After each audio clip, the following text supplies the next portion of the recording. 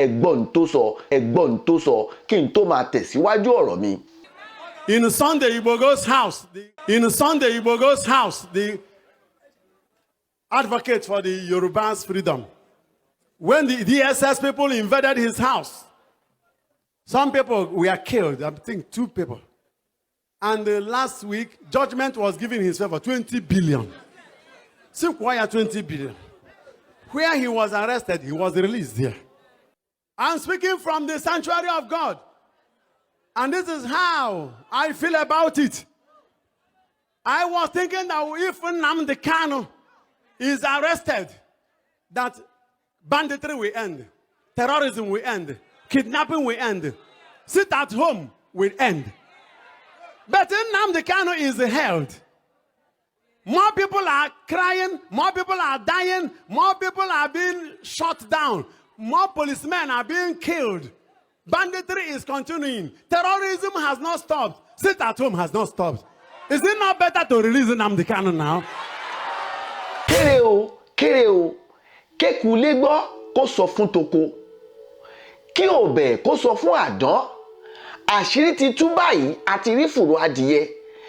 Ìdí tí ìjọba Nàìjíríà tó ṣe mú olóyè ọmọ Adéyẹmọ Òòṣà tó ṣe mú pamọ́, ìdí tó fi mú Nnamdi Kanu olórí Biafra tó fi mú pamọ́, ìdí náà ó ti tú báyìí o.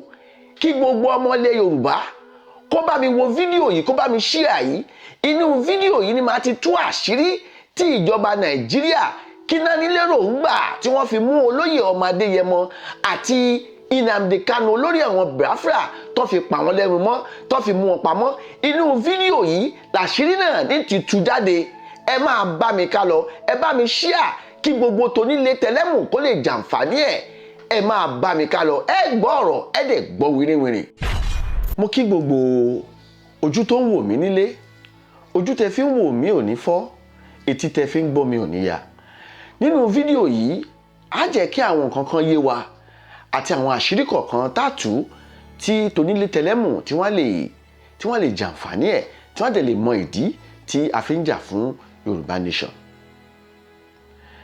Kí n tó máa bá fídíò yìí lọ, mo fẹ́ ká ṣe ìṣẹ́jú kan fún olóògbé akọni tó kọjá lẹ́nu bí ọjọ́ 3-4 tó jẹ́ pé akọni gbòógì ló jẹ́ níbi sọ̀rọ̀sọ̀rọ̀ lórí gbogbo tó ń ṣẹlẹ̀ ní Nàìjíríà nílẹ̀ káàárọ̀ oòjíire. Mo fẹ́ ká fi ìṣẹ́jú kan ká fi dárò akọni tó kọjá tó jẹ́ pé ọ̀kan gbòógì ló jẹ́ bí olóyè Sunday ọmọ Adéyẹmọ tó ṣe ń sọ̀rọ̀ pé a fẹ́ Yorùbá Nation, pé gbogbo tó ń ṣẹlẹ̀ ní Nàìjíríà pé kò bójúmu. Bẹ́ẹ̀ ni ọ̀kan gbòógì arákùnrin kan tó kú lẹ́nu ọjọ́ 3-4, orúkọ arákùnrin náà jẹ́ Obadiah Malaifa. Arákùnrin yìí, mo sì ń bọ̀ lórí fídíò arákùnrin yìí, bọ̀ mo fẹ́ ká ṣe 1 minute silent fún arákùnrin pé akọni tó kọjá lọ. Ayẹlẹ o, ìbọn sí o.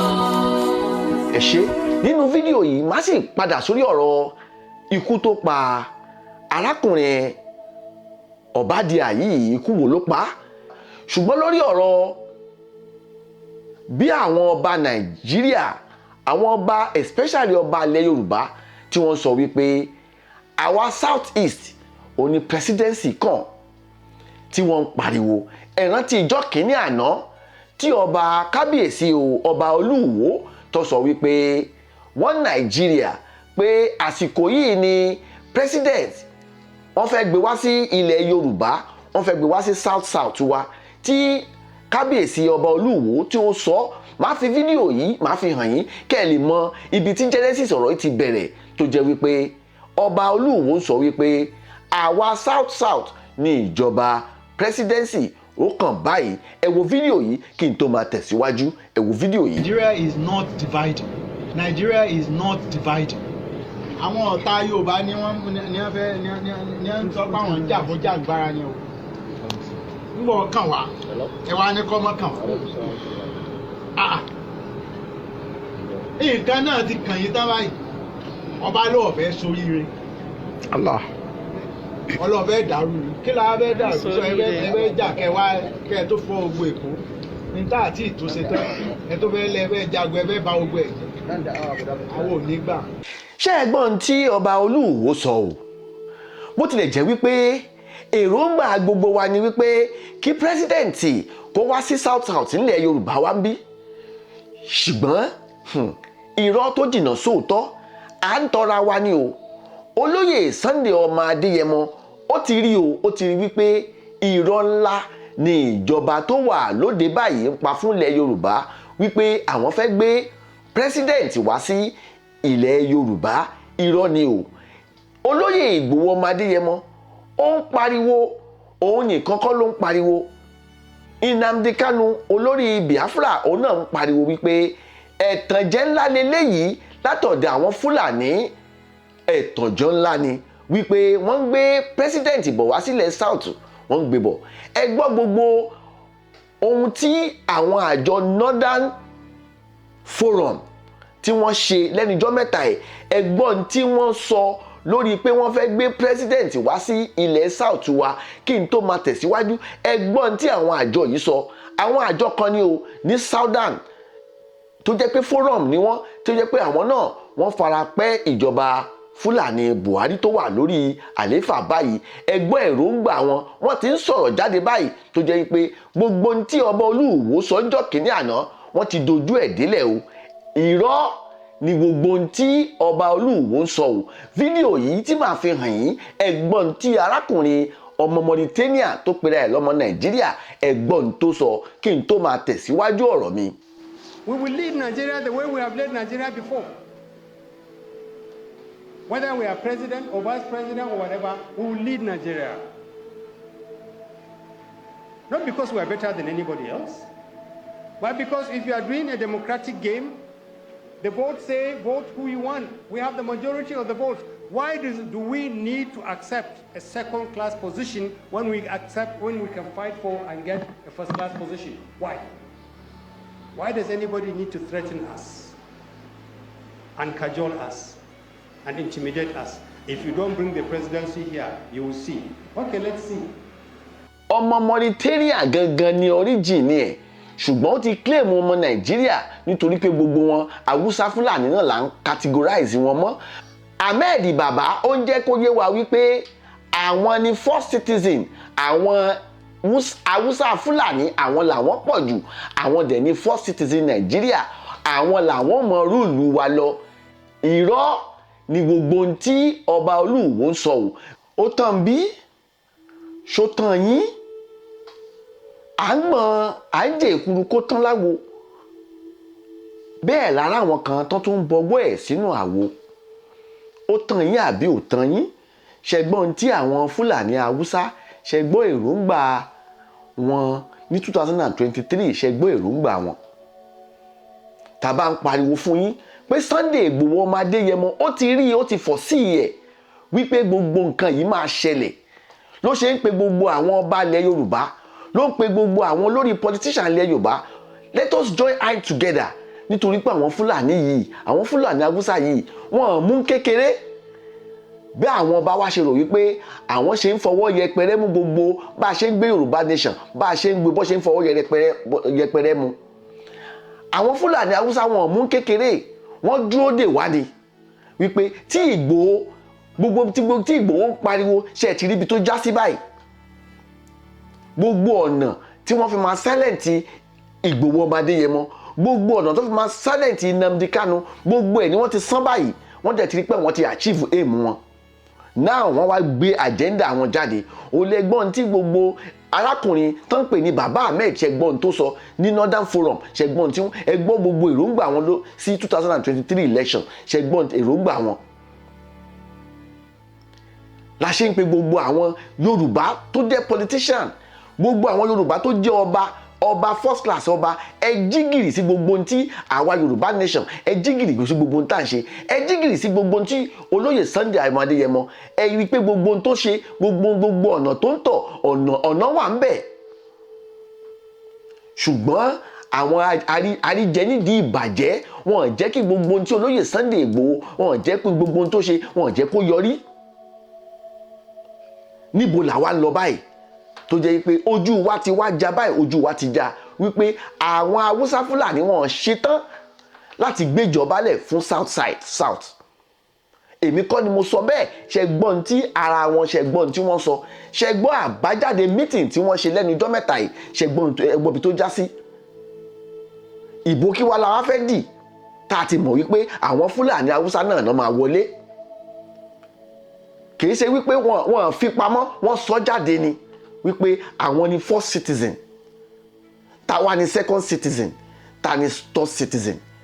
Àwọn Yíbò tí wọn náà wọn lè gbéjọba fún wọn, ìyẹn ti kúrò bẹ́ẹ̀, wọ́n ti yọ Yíbò kúrò, wọn lè gbéjọba presidency fún Yíbò rárá.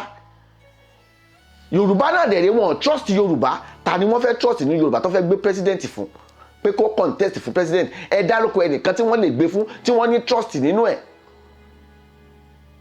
To my own point of view, mi rí pé àwọn Fúlàní trust Yorùbá náà, wọ́n kàn ń tàn wá ní against 2023. It is high time now láti jẹ́ kí àwọn elders wa nílẹ̀ Yorùbá káwọn náà jókòó báwọn Fúlàní Northern Forum báwọn náà ṣe ń jókòó tí wọ́n ṣe meeting day in day out. Kẹ́ jẹ́ káwọn politician Yorùbá wa náà ẹ jẹ́ ká tètè wá wọ̀rọ̀ kan fi ṣàdá before it is too late. Ọdún tí ń lọ sópin báyìí, ìwòyí next year àwọn ti bẹ̀rẹ̀ sí ṣe campaign. Ṣàtúnfẹ́ dìbò ni, èwo la fẹ́ ṣe, ṣàtúnfẹ́ gba PVC ni, tàdé ti mọ̀ wípé àwọn Fúlàní jẹ́ kó yé wa wípé àwọn làwọn tún máa wọlé. Tó bá ṣe primary election fún presidency yẹn, ṣé wọ́n máa gbé fún Yorùbá lóòótọ́? The high time láti jẹ́ kí àwọn elders wa kí wọ́n jókòó, ẹ jẹ́ ká mọ ibi tá à ń lọ. Ẹ má jẹ́ kí wàhálà gbogbo àwọn tó jẹ́ agitators, ẹ má jẹ́ kí wàhálà Sunday Igboho, ẹ má jẹ́ kó já sásán.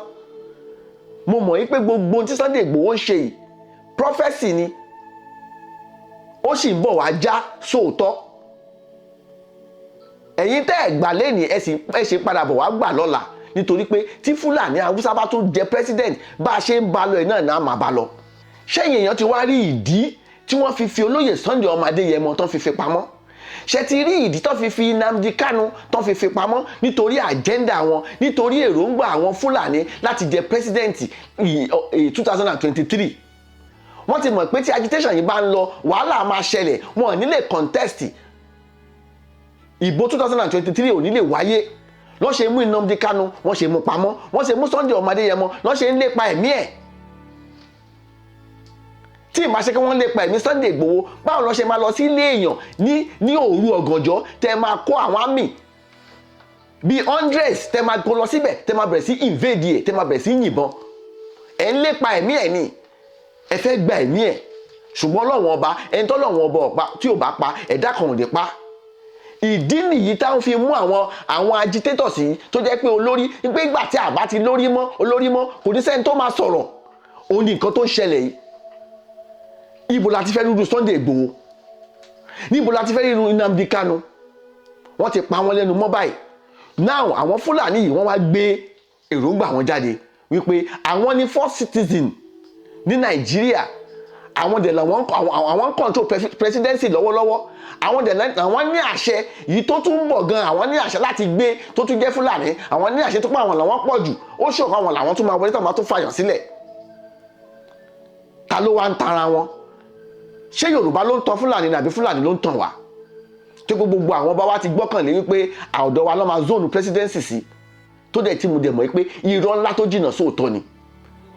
Ibi lájọ wà tí gbogbo àwọn ọba wa ò bá finú kọ́ fìmọ̀ ṣọ̀kan, kí gbogbo àwọn àgbààgbà politician nílẹ̀ Yorùbá kọ́ fìmọ̀ ṣọ̀kan, omi àti ẹ̀yìn gbògbín lẹ́nu fún Yorùbá.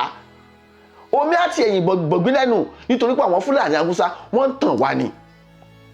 Ẹ̀yin ọmọ Yorùbá ẹ jí gìrì ẹ dìde o. Ó ń déwájú ó ń dẹjọ́. Gbogbo ohun tí olóyè Sunday ọmọ Adéyẹmọ sọ prophecy ni o, wípé àwọn Fúlàní agbénipa, àwọn Fúlàní X-Men wọ́n àti dá wọn iṣẹ́ wọn dúró. Ibi tó sún ọmọ Yorùbá dé, ibẹ̀ náà la wà yìí o. Oríṣiríṣi nǹkan ló ń ṣẹlẹ̀ nílẹ̀ Yorùbá báyìí. Bẹ́ẹ̀ làwọn èèyàn ń fi ọmọ ṣẹ́ṣó, lọ́n fi bàbá ṣẹ́ṣó, lọ́n fi ìyàwó wọn ṣẹ́ṣó. Oríṣiríṣi nǹkan ló ń ṣẹlẹ̀ táwọn èèyàn fi ń wá owó nítorí pé this is very bad, the economic is very bad. Ṣé ẹ mọye tán ṣẹ́ dọ́là nísìn? Ṣé ẹ mọye tí euro dà? Ṣé ẹ mọye tí pound sterling dà? ìjọba Nàìjíríà ò rí nǹkan kan ṣe sí. Àwọn èèyàn wá gbogbo ọ̀nà láti rówó, gbogbo ọ̀nà burúkú táwọn èèyàn fi ń rówó tó fi lè rówó ni wọ́n wá. Àwọn èèyàn ò tiẹ̀ ronú pé ọ̀run kan wà níbì kan mọ́, pé ọ̀nà àti rówó lóníkálukú ṣàn wá, ìlú kan ń bàjẹ́ sí ni.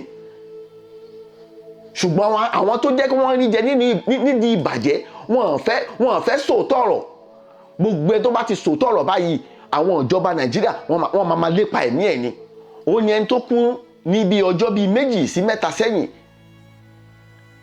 arákùnrin kan tí wọ́n ń pè ní Abadia Malaifa.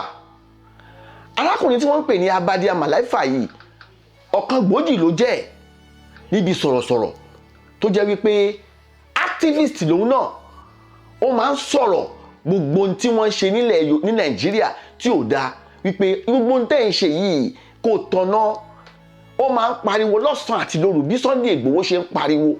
Ṣùgbọ́n màní yìí lónìí ó ti dolóògbé, kí Ọlọ́run ọba kó fọ̀run kẹ́. Ọkùnrin ní year 2020 wọ́n invite ibẹ̀ náà ti kọ́kọ́ fẹ́ pa. I'm talking to you. I'm in hiding. Right now, not even my wife knows where I live. Yes.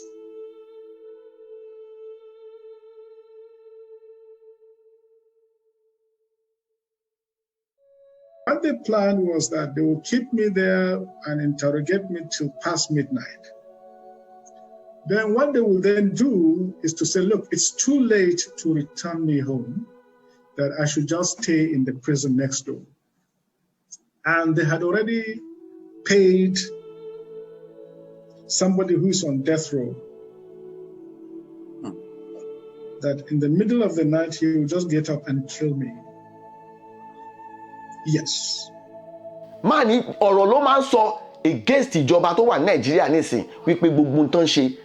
Ṣèbọn wọ́n wá fún wa, wọ́n wá láti jẹ́ kí change wà ní Nàìjíríà ni. Change yìí kò tiẹ̀ wá sí change, ó worst sí ni. Báyìí bẹ̀rẹ̀ sí sọ̀rọ̀, ó bẹ̀rẹ̀ sí call for peace in Nigeria. Ṣùgbọ́n gbogbo tí ìjọba Nàìjíríà ṣe kàkà tí wọ́n fi máa gbọ́ ọ̀rọ̀ sí lẹ́nu tí wọ́n fi ṣàtúnṣe, wọ́n ṣe fẹ́ silent ẹ̀ ni. Ṣùgbọ́n lẹ́nìí ńkọ́ ikú tí máì náà kú ṣé kò lọ́wọ́ kan àdánù ni. Tó bá jẹ́ pé èèyàn ló bá wà ń di ikú ẹ̀, ó kù wọ́n kọ́ lọ́wọ́n ọba. Ṣùgbọ́n ọkùnrin yìí ó ti ṣèwọ̀n tó lè ṣe. Hero ni ọkùnrin yìí, ó gbìyànjú, ó sọ̀rọ̀ bí olóyè Sunday ọmọ Adéyẹmọ bí ó ṣe ń ṣe, bó ṣe ń sọ̀rọ̀ bí Nnamdi Kanu bó ṣe ń sọ̀rọ̀. Máa yín gbìyànjú, ó ṣàkíkanjú. Gbogbo ẹnikẹ́ni tó bá ti ń sọ̀rọ̀ against ìjọba tó wà ní Nàìjíríà nísìn, gbogbo wọn lọ tá ìjọba. Kò dẹ̀ yẹ kó rí bẹ́ẹ̀. Ibi ọ̀rọ̀ táwọn èèyàn ń sọ yìí ló yẹ kí ìjọba ti máa ṣe àtúnṣe. Àwọn ọ̀rọ̀ yìí ló máa ń jí ìjọba tó wà lórí àpèrè. Àwọn ọ̀rọ̀ yìí ló máa ń jí àwọn hope wípé okay, nǹkan táwọn àwọn aráàlú fẹ́ leléyìí. Ṣùgbọ́n àwọn ọ̀rọ̀ yìí àwọn ìjọba tó wà lórí àpèrè Nàìjíríà wọn ti ẹ̀ fẹ́ gbọ́ rárá kó criticize wọn. Kò sí ìlú tí criticism ò sí. Ó wà l'Amẹ́ríkà, ó wà ní London. Wọn ò ṣe bẹ́ẹ̀ kán gbé àwọn tó ń sọ̀rọ̀ kán bẹ̀rẹ̀ sí lépa ẹ̀mí wọn. Ó sì jẹ́ pé ti Nàìjíríà ló wá yọyẹ́ tó jẹ́ pé ẹni tó bá ti sọ̀rọ̀ báyìí ó ti wà ní ìṣòro, ẹbí ẹ̀ ti wà ní wàhálà. Ẹ̀yin Yorùbá ẹ ronú, Yorùbá ẹ ronú kó tó di pé ọjọ́ lọ. Gbogbo ẹ̀yin ọba ilẹ̀ Yorùbá, ẹ̀yin first class ọba Yorùbá ẹ ronú o kó tó di pé ọjọ́ lọ. Tẹ́ ẹ bá rò pé wọ́n máa zone presidency sí south àánú yín ṣe mí, ìrọ̀ ńlá tó jìnnà sóòótọ́ ni o.